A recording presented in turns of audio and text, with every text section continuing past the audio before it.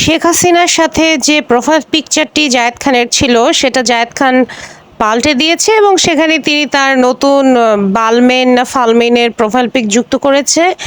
আসলে এই মানুষগুলো হচ্ছে সুযোগের অপেক্ষায় থাকে, কিন্তু যখন পরিস্থিতি অনেক ঘোলাটে থাকে তখন তাদের নীতি কথা মুখ থেকে বের হয় না। যখন দেখে পরিস্থিতি একটু পাল্টেছে তখন তারাও গিরগিটির মতো রং পাল্টায়।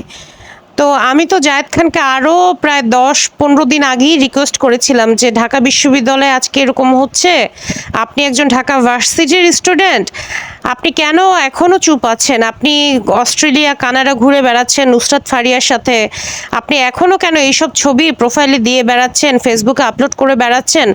একজন ঢাবিয়ান হিসেবে তো আপনি মিনিমাম প্রতিবাদটা জানাতে পারেন, কিন্তু তিনি তখন সেটা জানায়নি।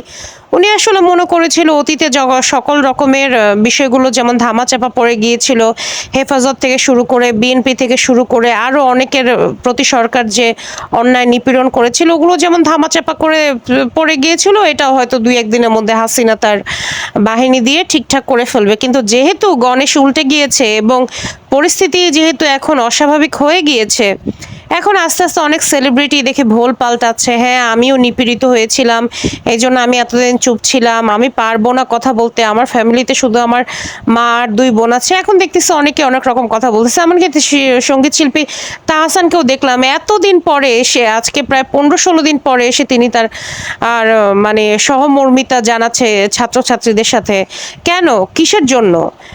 মানে একটা ভালো অবস্থায় এসে বড় বড় কথা অনেক কিছু বলা যায় একটা সুন্দর সময়ে এসে, কিন্তু আমরা যখন কথা বলছি তখন আমাদের পরিস্থিতিটা স্বাভাবিক ছিল না, তখন আমাদের কোনো কিছুই স্বাভাবিক ছিল না। কই ওই সময় তো আপনারা কোনো কথা বলেন নাই, ওই সময় তো আমাদের পাশে এসে দাঁড়ান নাই। যদি ওই সময় আপনারা ভয়েস রেজ করতেন তাহলে হয়তো ক্ষয়ক্ষতির পরিমাণটা অনেক কমে যেত। কারণ প্রধানমন্ত্রী তখন ভাবতো যে না, আচ্ছা আমি এদের প্রতি অন্যায় অবিচার করলে তো আমার দলের লোকেরাই হচ্ছে এটা পছন্দ করছে না, সাংস্কৃতিক অঙ্গনের লোকেরাই পছন্দ করছে না, কারণ আপনারা পাবলিক ফিগার, আপনাদের একটা মতামতের গুরুত্ব আছে।